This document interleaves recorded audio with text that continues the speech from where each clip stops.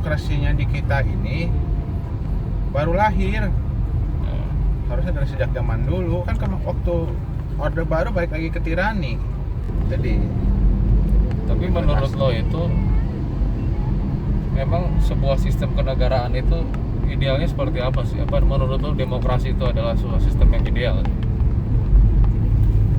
kalau menurut gua ya, sebuah Lo kan istilahnya orang yang sempat, ya oke, gue juga hidup juga di zaman Soeharto ya, paling nggak sampai SMP lah istilahnya ya, tapi nggak belum merasakan langsung. Lo kan istilahnya lebih lama lah hidup di zaman Soeharto daripada gue.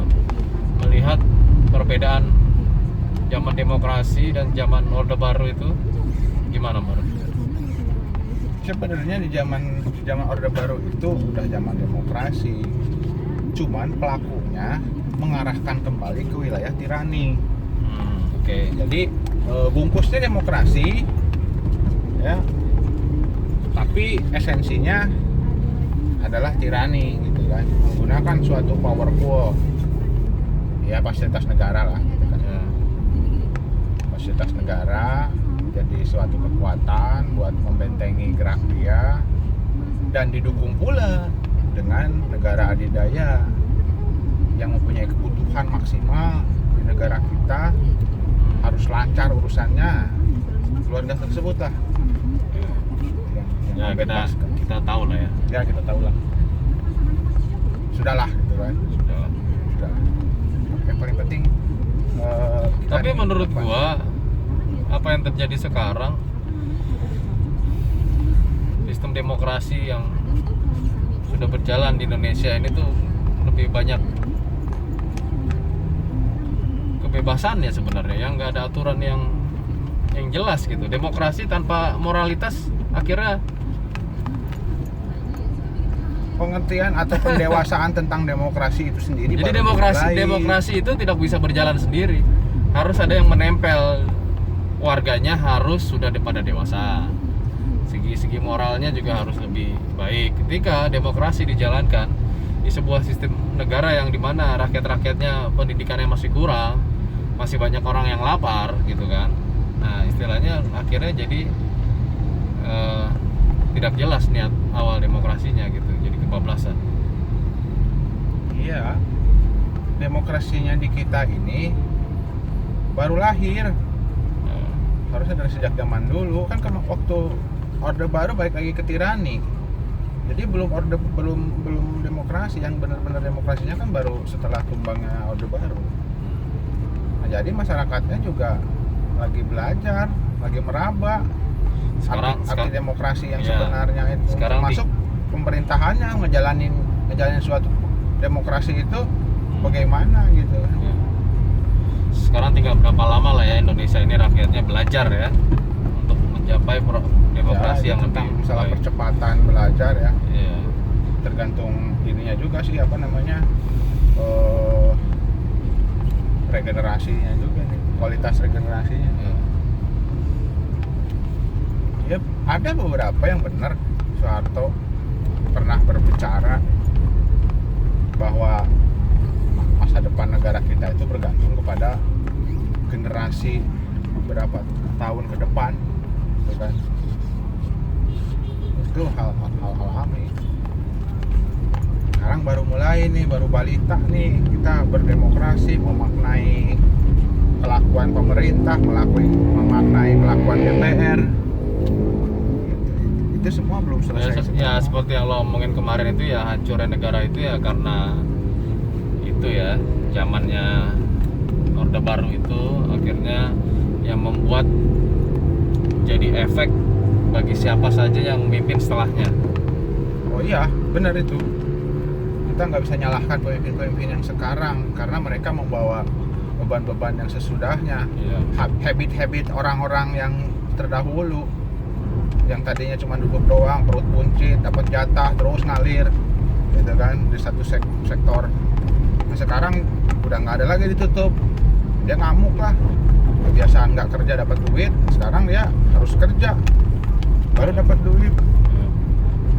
Harga dirinya udah mulai apa namanya, nggak ada digituin karena nggak biasa.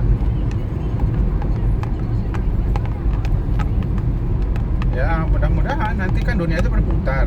Nanti saringannya adalah orang-orang yang giat belajar, orang-orang yang giat berusaha, pengusaha kayak apa, itu mereka yang nanti akan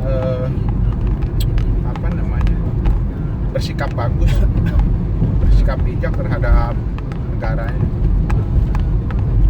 Jadi yang kita harapkan adalah nasionalisme itu karena darahnya, gen negara kita lahir di negara Indonesia, dan panggilan jiwanya adalah yang harus mengangkat nama Indonesia gitu.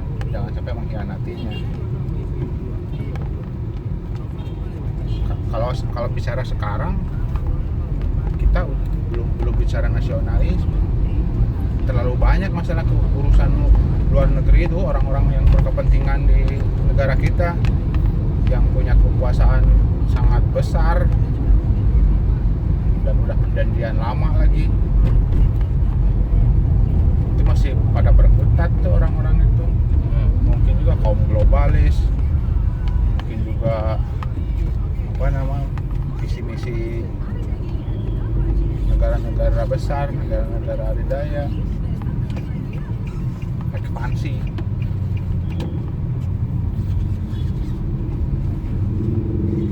Yang dibicarakan saat ini kebanyakan adalah yang nampak saat ini, orang-orangnya, kejadian-kejadian saat ini.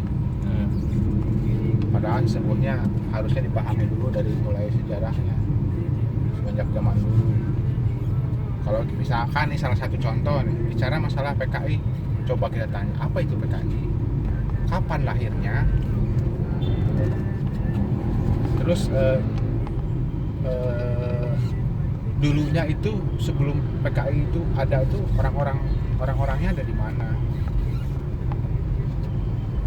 Terus bagaimana sampai dia menjadi PKI gitu? Bagaimana perlakuan non PKI kepada PKI di zaman itu, dampaknya nanti 10 tahun ke depan bagaimana gitu, masuk orang-orangnya gitu. Nah itu hanya akan diketahui oleh referensi sejarah. Jadi kalau tanpa mengetahui dulu itu, tiba-tiba ngomong aja PKI ini gini gara-gara film doang. Tapi permasalahannya sejarah mana yang benar nih, ya kan? Banyak versi kan. Kalau sejarah itu ada di referensi, dan itu tidak akan ada yang membohongi, apalagi yang ada saksi hidupnya. Kumpulin aja, perbandingkan.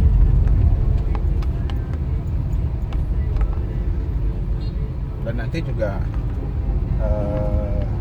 hati nurani juga bakal berbicara. Kalau kita pelajarin aja misalkan gini, orang-orang di zaman Soekarno, terus kondisi negara di saat di zaman Soekarno dari 45 ke 60-an, itu apa yang terjadi, terus orang-orangnya siapa aja, misinya apa, visinya apa gitu kan. Terus orang-orang rakyat zaman Soekarno belum pada pinter-pinter kali kan. Orang-orang pinter, yang ada tuh lapar. Iya. Mereka butuh makan. Karena waktu itu pernah Amerika itu mau ngirim bantuan untuk pangan. Soekarno kan menolak. Kalau bantuannya senjata, oke, katanya dia terima. Tapi nggak dikasih, nggak dikasih. Nah terus sekarang di zaman Soeharto, siapa itu Soeharto? Lulusan mana? Menteri-menterinya yang diangkat itu lulusan mana? Apa tugas misi-misinya di Indonesia itu? Rencana big planning ke depannya itu apa mereka itu gitu kan, tentang Indonesia itu? Ada, kita pernah lihat itu adalah apa pembangunan. Apa yang dibangun? Tawanya berapa banyak yang dibangun dulu 32 tahun? Transmigrasi, apa itu transmigrasi? Sekarang daerah yang tempatin transmigrasi itu jadi apa? Lihatlah sana, Sumatera, Kalimantan, apa yang terjadi? Itu semua kan ada fakta, ada kejadiannya. Nah, itu yang kita harus tahu, itu ke sana juga. Nah, jadi kalau Soeharto dibilang bapak pembangunan, Jokowi bapak infrastruktur dong berarti ya. Itu Kalau mau disebut dalam sejarah ya kan. Tapi setidaknya Jokowi bapak infrastruktur memang ada hasilnya. Iya, jadi istilahnya nanti yang merasakan adalah anak-anak cucu kita. Iya. Ya mungkin kita belum bisa menikmatinya saat ini gitu ya, mungkin yang udah orang tua kita gitu kan. Berapa tahun? Iya, tapi anak cucu kita nanti akan merasakan, dia akan ditanya ini kapan, udah saat apa dibangunnya gitu. Kita merasakan lampaknya. 32 tahun harusnya semuanya udah selesai. Udah lebih maju dari Malaysia, udah lebih maju dari Singapura.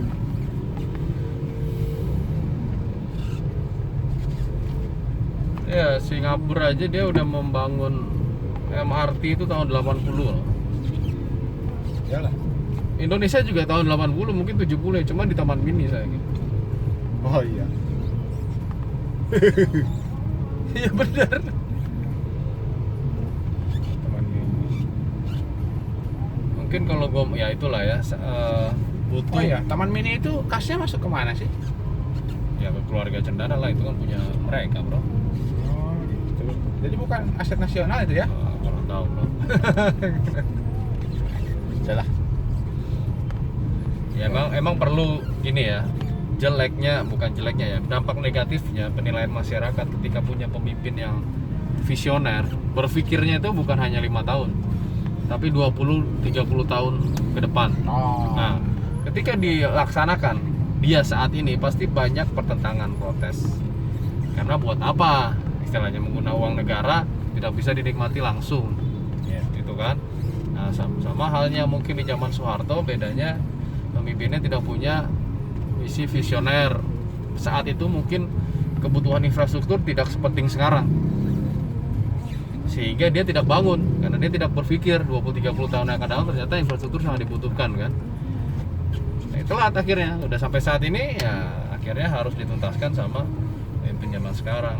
Nah, seharusnya udah dari tahun 80-90 infrastruktur kita tuh sudah nyambung semuanya ya.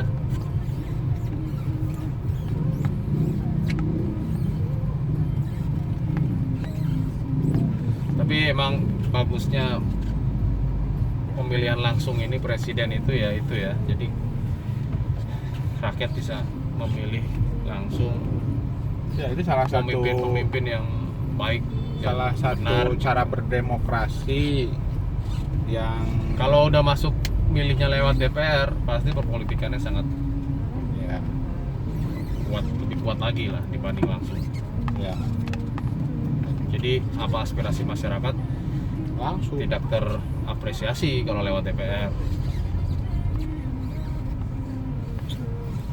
ya baru mulai kan, baru belajar jatuhnya negaranya, orang-orangnya baru belajar.